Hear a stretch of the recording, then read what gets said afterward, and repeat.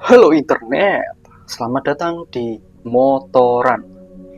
Kali ini video kedua, part kedua dari video touring menuju Probolinggo. Kali ini aku berangkat dari Nadia Bromo, Hotel Nadia Bromo yang ada di Probolinggo.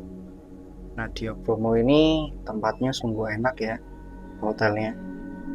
Di sini pemandangan Bromo masih belum terlihat dari Hotel Bromo ini, dan masih banyak vegetasi pegunungan yang sungguh asri di sekitaran Hotel Bromo.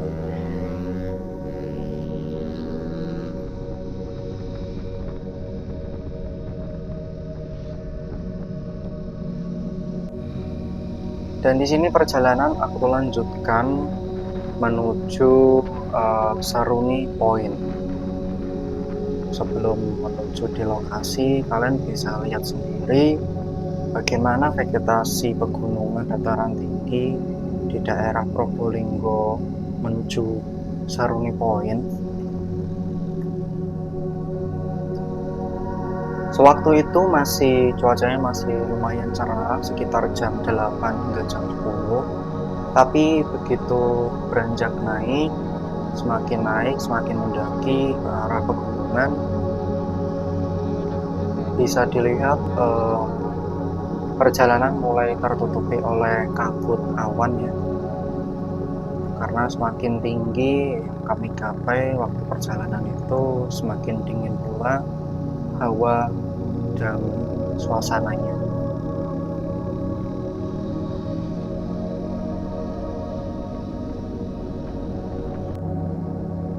Di sewaktu perjalanan menuju ke Saruni Point, aku tidak melihat banyak pepohonan yang hiasi di sekitaran jalan karena banyak pemukiman juga di sana serta perkebunan yang diolah oleh masyarakat setempat.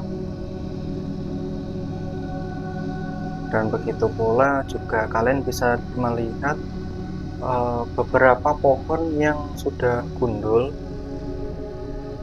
yang seharusnya bisa menjadi daya tarik tersendiri, tapi malah sudah akan gundul dan mungkin akan ditebang. Namun sebelum ke Seruni Point, kita diintroduce di tempat dimana informasi turis sebelum menuju ke Seruni Point.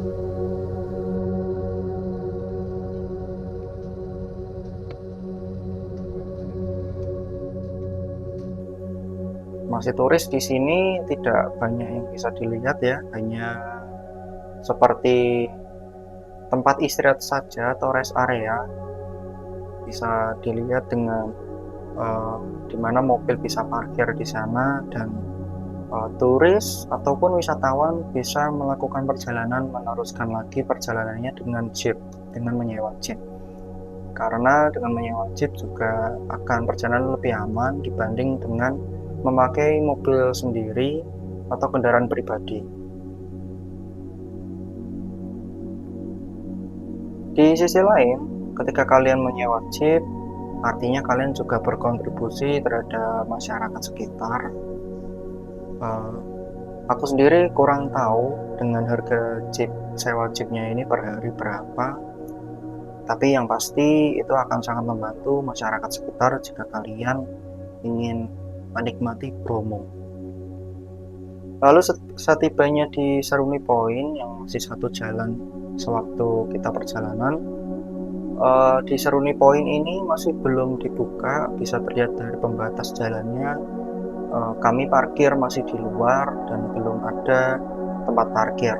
Seruni Point ini hanya untuk drop zone ya, hanya untuk drop zone wisatawan, sehingga kalian bisa melihat bagaimana Bromo itu dilihat dari lembah Seruni Point ini.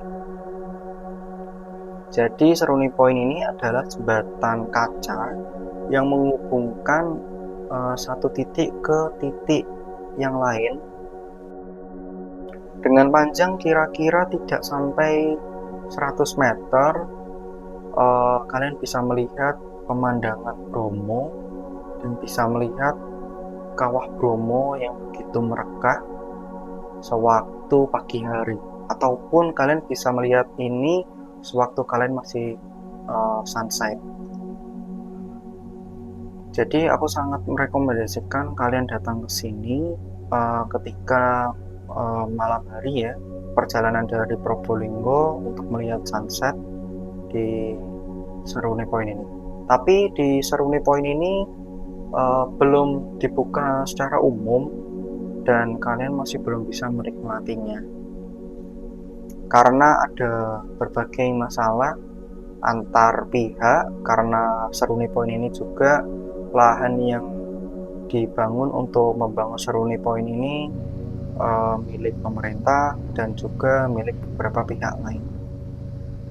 Dan semoga saja Seruni Point ini segera dibuka untuk wisatawan karena potensinya yang bisa menggait wisatawan lebih lanjut. Lalu setelah dari Seruni Point kita turun. Sewaktu turun ini siang hari ya, siang hari, serta bisa dilihat jika siang hari pegunungannya pun mulai tertutup oleh kabut. Kami pun beranggapan bahwa hal ini mungkin akan terjadi hujan karena kabutnya sangat tebal dan menutupi pemandangan yang seharusnya bisa melihat Probolinggo. Nah, kami ini turun dengan jalan yang lumayan basah, artinya di sini pasti akan terjadi hujan. Kalian bisa melihat bagaimana pemandangannya ketika kita turun, jalan yang berliku namun tidak menghalangi pemandangan. Bagaimana jalanan itu bisa dilihat dan haluan dari lawan arah juga bisa terlihat. Berbanding terbalik, jika kalian akan berangkat ke atas, maka haluannya akan susah terlihat ya. Ada beberapa titik yang susah terlihat.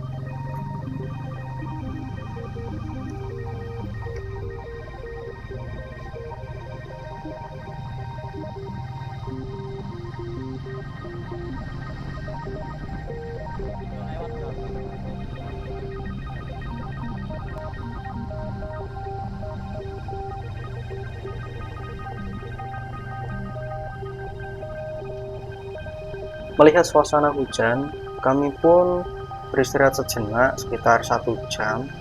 Tapi karena hujan masih terus menghujani daerah tersebut, akhirnya kami Jadi ini melanjutkan habis perjalanan. turun. Duh. Nah, ini aman.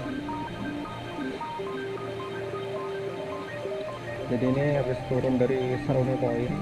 Jadi di Seruni Point tadi udah bisa lihat ya pemandangan ini di Bromo itu kayak apa. Terus tempat itu kan belum diresmikan juga. Jadi ini lanjut hujan-hujan, ketinggalan rombongan sih, tapi nggak apa.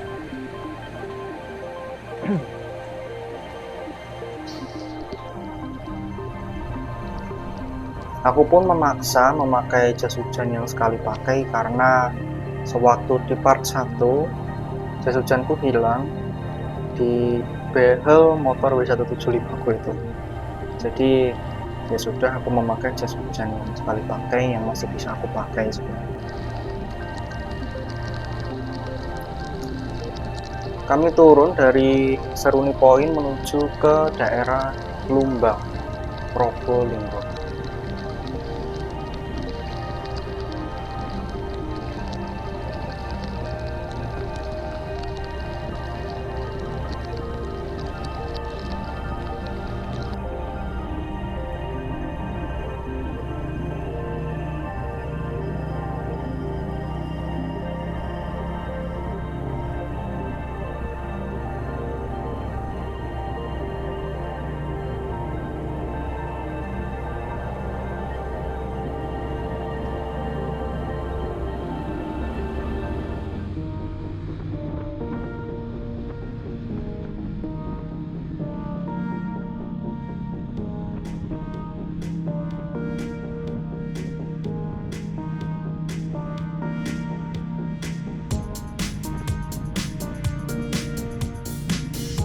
daerah-daerah gunungan seperti di Probolinggo yang dekat dengan Bromo, ini tanahnya masih sangat subur dan kalian bisa melihat masih banyak hamparan tanah yang masih belum terpakai, dan juga banyak vegetasi sayuran dan berbagai macam rempah-rempahan.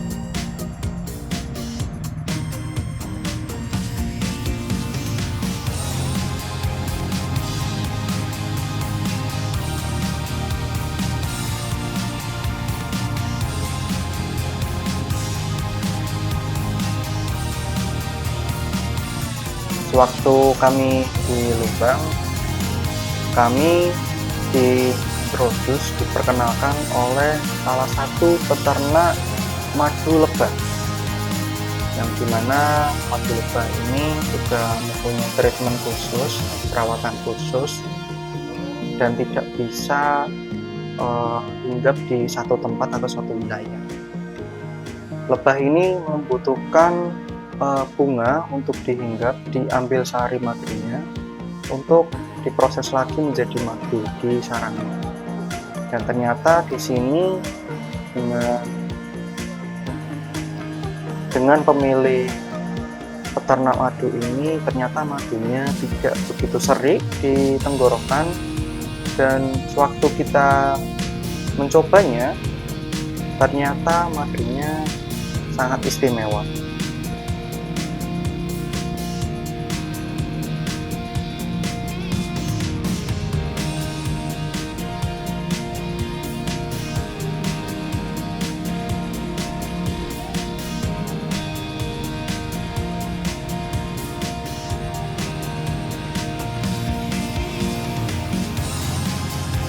Setelah dari madu lebah, kita perjalanan menuju Tirto Ageng.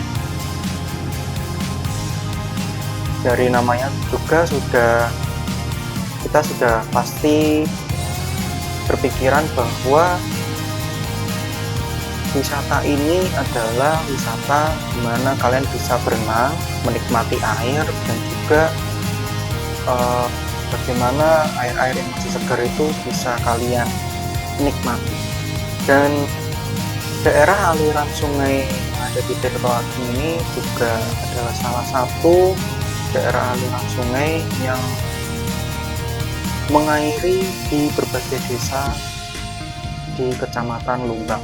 Jadi ketika kalian kesini, aku sarankan untuk tidak membawa sabun yang dapat mencemari lingkungan atau air yang mengalir tersebut, karena sangat memprihatinkan jika kalian membawa sabun atau mandi dan sabun itu bisa mencemari lingkungan sekitar. Kalian bisa lihat vegetasinya di sini masih sangat asri dan kalian bisa melihat pohon-pohon yang masih lumayan besar ya, karena ini adalah daerah yang dilindungi karena ada mata airnya.